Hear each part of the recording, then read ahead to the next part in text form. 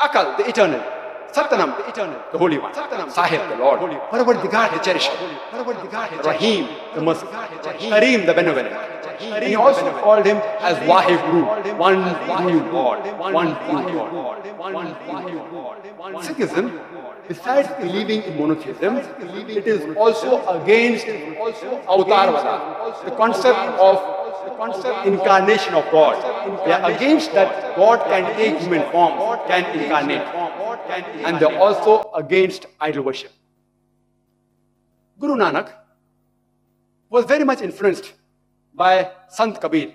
No wonder, if you read the Guru Granth Sahib, several chapters contain many couplets, dohas of Sant Kabir.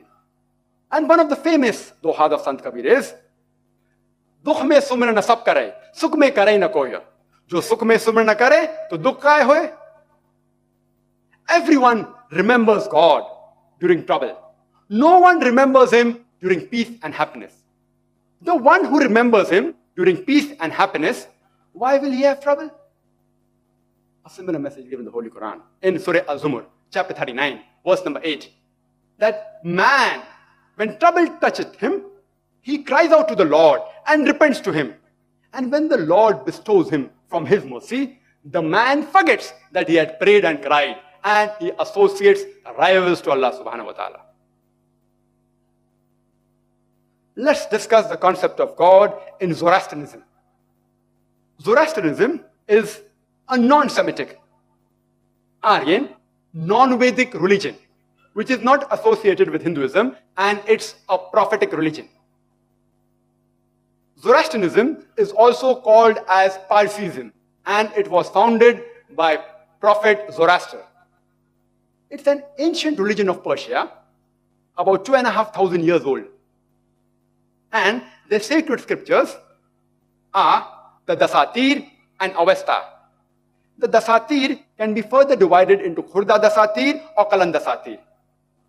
And the Avesta can be further divided into Kurda Avesta or Kalan Avesta, the Maha Avesta or the Zend Avesta. This is a copy of the Avesta, one of the volumes of Avesta. And there are various other translations of the Avesta present in the Islamic Research Foundation.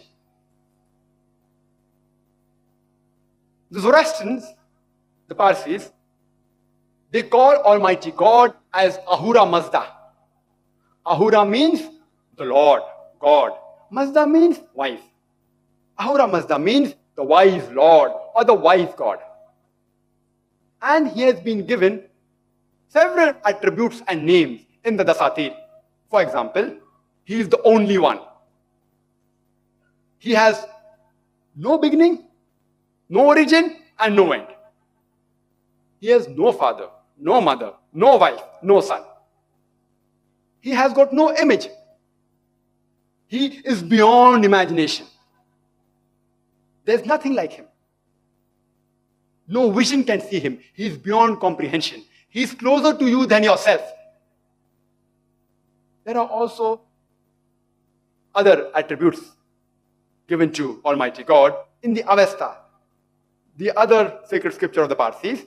It's mentioned in the Avesta, in the Gathas and the Yasnas. He's called as the Creator in Yasna, chapter number 31, verse number 7 and 11. And also in other places, in Yasna, chapter number 44, verse number 7, chapter number 50, verse number 11, chapter number 51, verse number 7. In several places, he's called as the Creator. He's also referred as the mightiest, the greatest. In Yasna, chapter number 33, verse number 11, as well as in chapter number 45, verse number 6. He's referred to as the beneficent in the Yasna, in chapter number 33, verse number 11, as well as in Yasna, chapter number 48, verse number 3. He's referred to as the bounteous, no less than 7 times only in Yasna, chapter number 43, verse number 4, 5, 7, 9, 11, 13, and 15. He's also referred as the bounteous in other places of Yasna, chapter number 44, verse number 2, chapter number 45, verse number 5, chapter number 46, verse number 9, as well as chapter number 48, verse number 3. He's referred to as bounteous several times. So if you read the scriptures of the Parsis, you'll understand the correct concept of Almighty God in Parsiism, in Zoroastrianism. Now let's discuss the Semitic religions. Major Semitic religions are Judaism, Christianity, and Islam. First, we'll discuss about the concept of God in Judaism.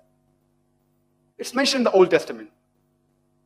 Moses, peace be upon him, says, in the book of Deuteronomy, chapter number 6, verse number 4, Shama Israelu, Adna ilahainu adna ikhad. It's a Hebrew quotation, which means, Hear, O Israel, the Lord, our God, is one Lord. That means God is one and only.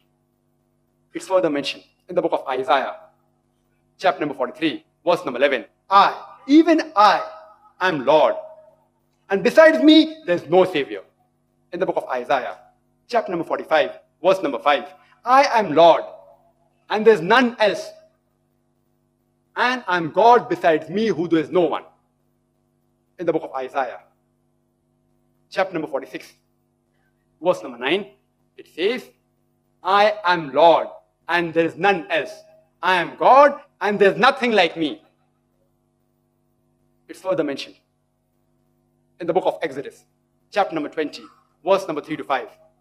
It is said that God Almighty says in the scriptures, Thou shalt have no other gods besides me.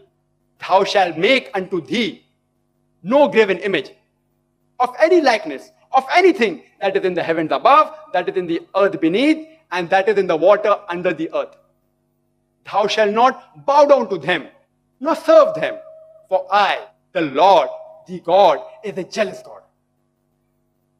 The same message is repeated in the book of Deuteronomy, chapter number 5, verse number 7 to 9, that thou shalt have no other gods besides me. Thou shalt not make thee any graven image of any likeness, of anything that is in the heavens above, that is in the earth beneath, and in the water beneath the earth. Thou shalt not bow down thyself to them, nor serve them, for I, the Lord, the God, am a jealous God.